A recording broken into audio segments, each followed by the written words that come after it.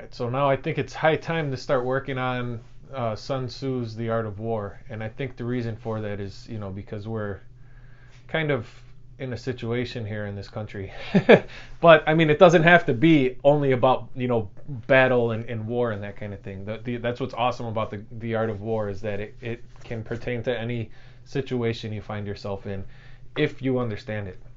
So there's 13 chapters in The Art of War, and it's a very short book. I don't know exactly how many pages it is, but there's a lot of different versions of it. Versions, I mean translations.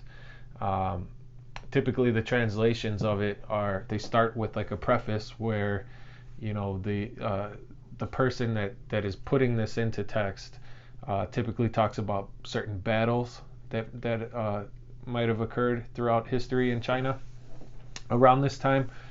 Certain generals that used this as a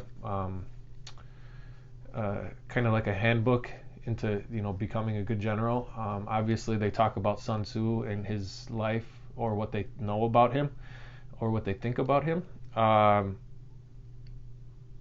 and then they go through the book after that. So you have the preface typically where it's just a bunch of blah blah blah about stuff, which is good stuff to read especially if you're like a history buff or like interested in that kind of thing.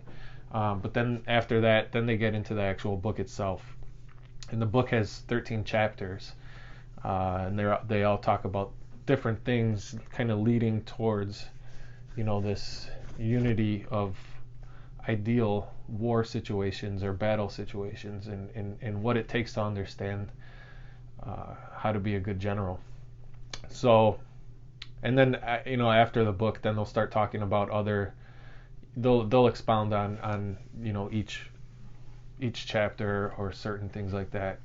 This is pretty much. I think I've read like 4 or 5 different versions, translations of The Art of War.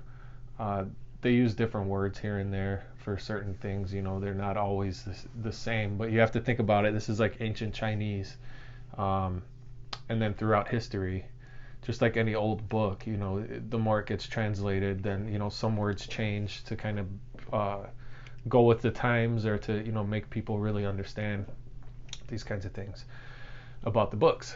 So that and The Art of War is no different.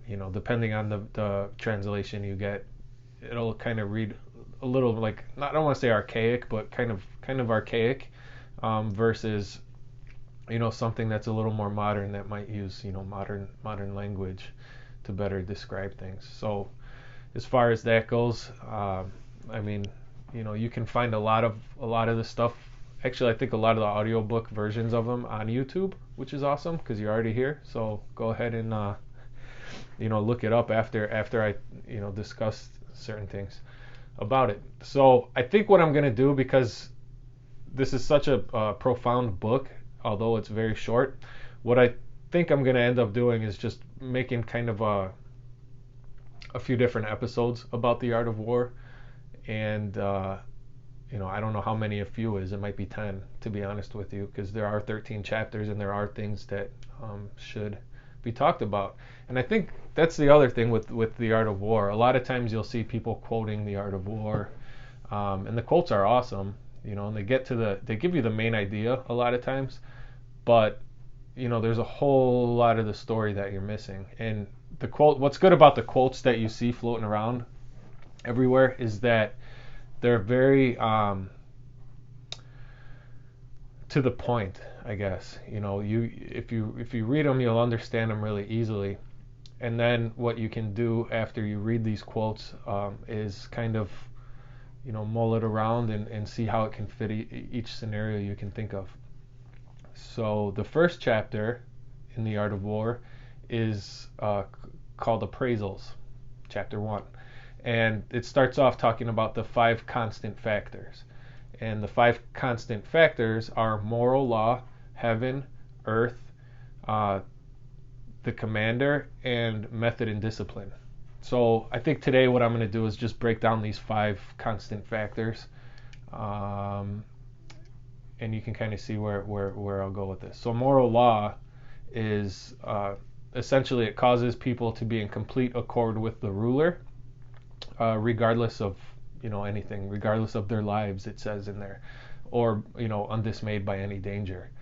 Um, but you don't really have to look at it like that. I mean, you can look at it like that. That's the great thing about this. You can look at most of these things in many aspects. So first off, I want to say the ruler. Depending on the circumstance, the word ruler can mean many things. So for instance, you can be the ruler yourself, and you have a goal that you're trying to obtain. So what you want to do, the moral law suggests that you act in accordance with what you're trying to do.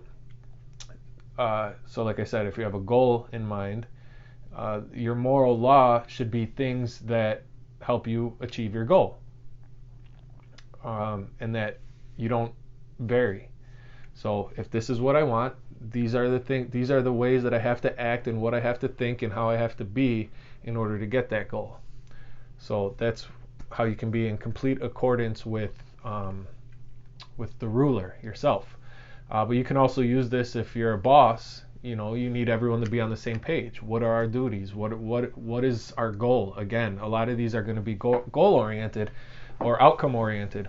So if you're a boss and you have an objective, you have your people that work under you, and you all need to be on the same page if you want to accomplish what it is that you're trying to accomplish. Same thing can be said for if you're a family. You want to make sure the ruler in this case is the cohesion of the family unit, right? So what you want to do is, again, you want to make sure everyone's on the same page. Things are getting done that need to be getting done. Bills are getting paid that need to be getting paid, and that kind of thing. But I mean, think about it in any way, any situation that you can think of. But you kind of get more or less how you can work with the words here to fit situations. The next of the constant factors is heaven. And heaven signifies night and day, cold and heat, and times and seasons. So I think in everyday life, you're not really concerned with night and day, cold and heat. I mean, you can definitely find situations that those matter, but you need to understand that this is a part of the aspects of this. Times and seasons, I think, is for everyday life the most important thing, and that's because there's a certain time to do everything, right? There's kind of like an ebb and flow of what needs to happen, right? So seasons constantly change, or not constantly. It's not like they're ever changing like rapidly anyway, but they do gradually change, and this is how situations also are. Anything you can think of, there's the start, the middle, the end, the new beginning, and that kind of thing. So that's what heaven is talking about in this 5 constant factors.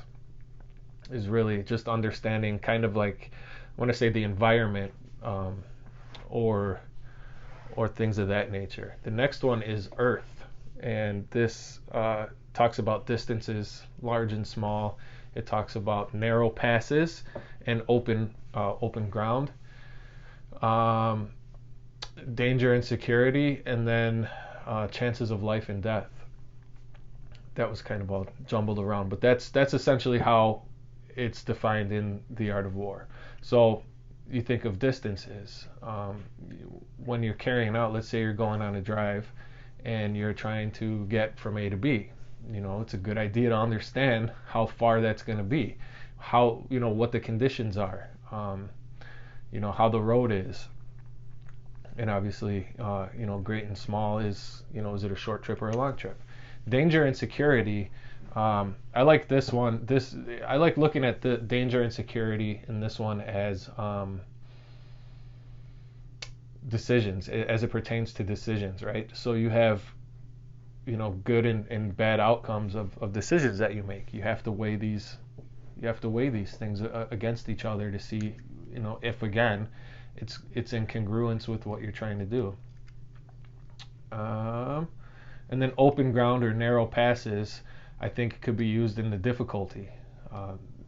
Is what you're trying to do really easy, or is it really hard? And are the obstacles that you're going to find along the way, are they small ones or are they big ones? And this will kind of help you determine what you need to do. And then obviously chances of life and death. Again, doesn't have to be life and death. It could be good and bad. You know, um, what are when you weigh all the options and you weigh all these things together, what are the chances that you're going to succeed or fail? So then the fourth one is the commander. And this stands for the virtues, wisdom, sincerity, benevolence, courage, and strictness. These are all qualities that you should have if you want to be a good general or a good ruler or a good boss, or if you want to use anything that's going to be the head or the main component, the main person. These are things that you want. What are the virtues that you have that you need to get to where you're going?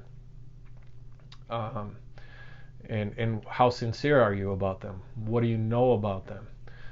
Are you brave? Are you courageous to go and get it done? And then do you adhere? Strictness. Do you adhere to these principles to accomplish the goal that you're looking to accomplish? And then the fifth of the 5 constant factors is method and discipline. And this is the marshaling of the army in its proper subdivisions. So when you look at this, you can look at it as, again, if you're a boss especially, this is a good one, because you understand, or you should understand, the people that you're working with. What are their good qualities? What are they good at? What do they need improvement at? And when you're working with a team, what you're trying to do is plug everyone in to the best the best spot for them based on what they're good at or what their shortcomings are. But this also is the maintenance of roads by which supplies may reach the army. You can look at this in a bunch of different ways. Maintenance of the roads doesn't have to be maintenance of the roads. It can be maintenance of your house, maintenance of your business. What do you have to do to keep a well-oiled machine? What to keep things smoothly running? And then it's also the control of the military expenditure. This is the method and discipline, fifth constant factor. So control of the military expenditure can be looked at as your bankroll. If you're playing poker, how do you control the money that you have? It could be the income that you make per month or per week or whatever, to pay the bills that you have to pay, or to save up for the car that you want, or any of that kind of thing. So, and it's said that these 5 constant factors are in the Art of War. It says that every general needs to understand these 5 constant factors in order to assure that they'll be good at being a general and taking charge. So I hope that sounds pretty good to you guys. I don't know, maybe I'll finish certain aspects of this first chapter, but that's kind of like the very base beginning of it. I hope you enjoyed it. Thanks.